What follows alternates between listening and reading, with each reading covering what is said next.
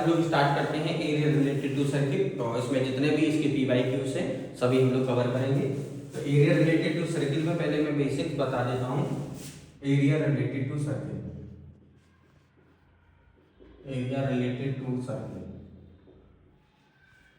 देखिए इसमें सबसे पहले बेसिक चीजें कुछ बता देता हूँ। ये सर्किल है, ये सेंट्रल एरिया, ये रेडियस हो गई ओ ए बी। तो इसमें ए बी जो आपको दिख रहा है ये आर्क है। ए बी जो है ना ये है आर्क, ये है आर्क, ठीक है। A B, O A radius है, ओ बी भी रेडियस है। इसमें कोई एंगल आप ले सकते हैं, थीटा एंगल होगा दोनों रेडियस के बीच में।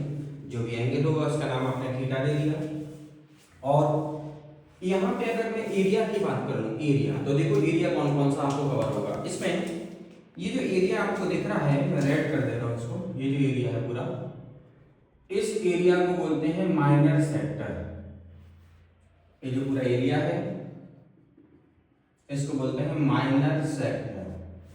और इसके अलावा जो बचा हुआ एरिया आपको दिख रहा है सर्किल में, वो होता है मेजर सेक्टर। ये जो पूरा एरिया आपको दिख रहा है, ये जो पूरा एरिया है बाकी बचा हुआ, ये है major sector.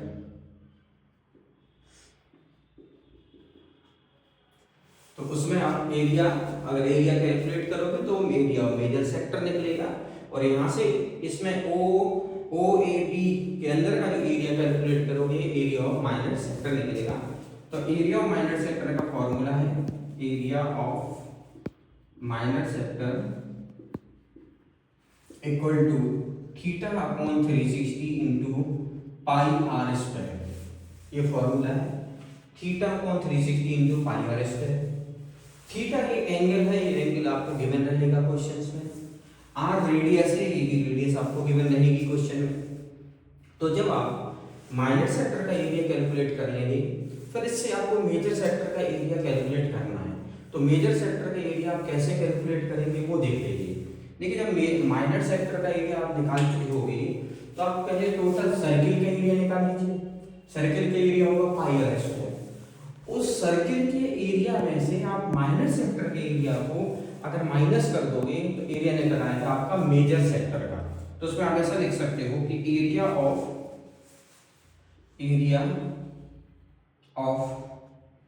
Major sector equal to, ये होगा आपका area of circle minus area of minor sector. ये तो एरिया ऑफ सर्किल आप जानते हैं पाई आर स्क्वायर होता है, और एरिया ऑफ माइनर सेक्टर अभी आपने पढ़ा था theta upon 360 into pi R square. यहां से इस फॉर्मूले से आप area of major sector calculate कर सकते हैं। सेम अब हमें चाहिए सेगमेंट क्या होता है और सेगमेंट का एरिया कैसे निकलेगा। तो देखिएगा एक डायग्राम बना लिया, सर्किल बना लिया, सेंट्रल एरिया, सेंटर को ज्वाइन कर दीजिए, सरकमफेरेंस है तो ये रेडियस हो जाएगी ए और बी, ओ ए और ओ बी रेडियस हो गई।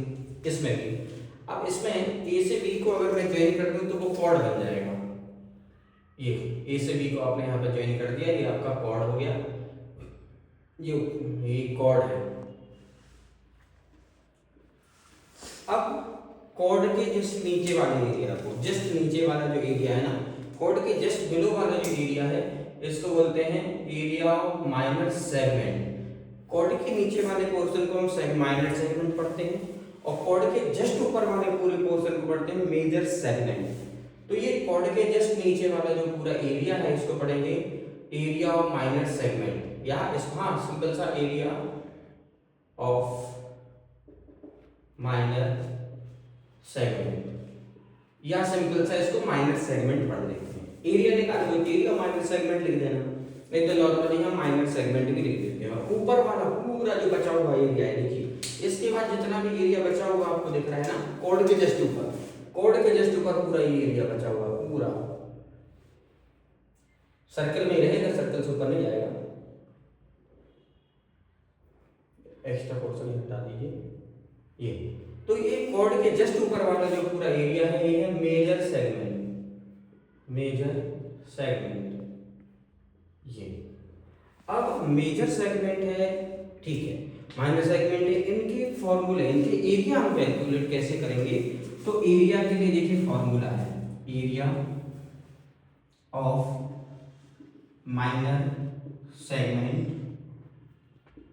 इक्वल टू माइनर सेगमेंट का अगर आप एरिया निकालोगे तो देखो कैसे इंपॉर्टेंट है, डायरेक्ट बढ़िया तो ये फॉर्मूला बता रहा है, इससे क्वेश्चन गलत नहीं होंगे।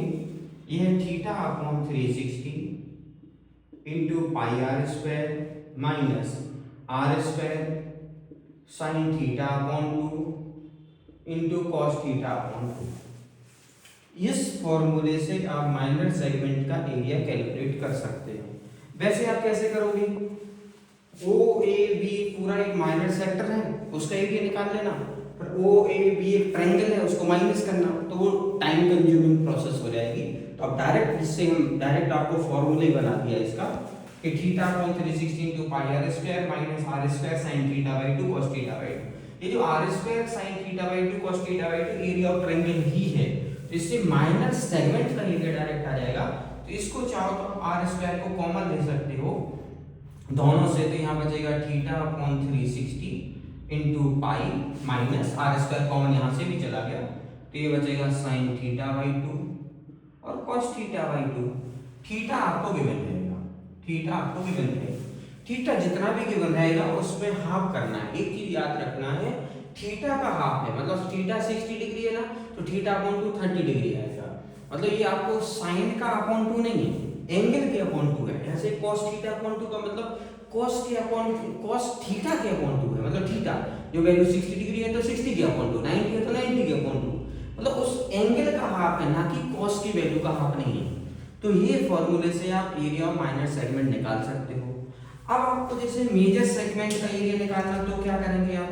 तो आप निकालेंगे, देखो area of same area of circle से area of minor segment minus कर देंगे तो एरिया ऑफ मेजर सेगमेंट आ जाएगा। तो देखिए कैसे निकालोगे? Area of major segment equal to, यहां लिख दे रहा हूं मैं, एरिया ऑफ सर्कल होता है pi R square minus minor segment का एरिया यही गिवन है R square theta upon 360 into pi minus sine theta by 2 cos theta by 2। तो सिंपल सा है, सर्किल के एरिया से अगर आप माइनर सेगमेंट के एरिया को माइनस कर दोगे तो उससे आपका जो डायरेक्टली एरिया आ जाएगा वो आएगा एरिया ऑफ मेजर सेगमेंट। यहां से आप मेजर सेगमेंट के एरिया को कैलकुलेट कर सकते हैं।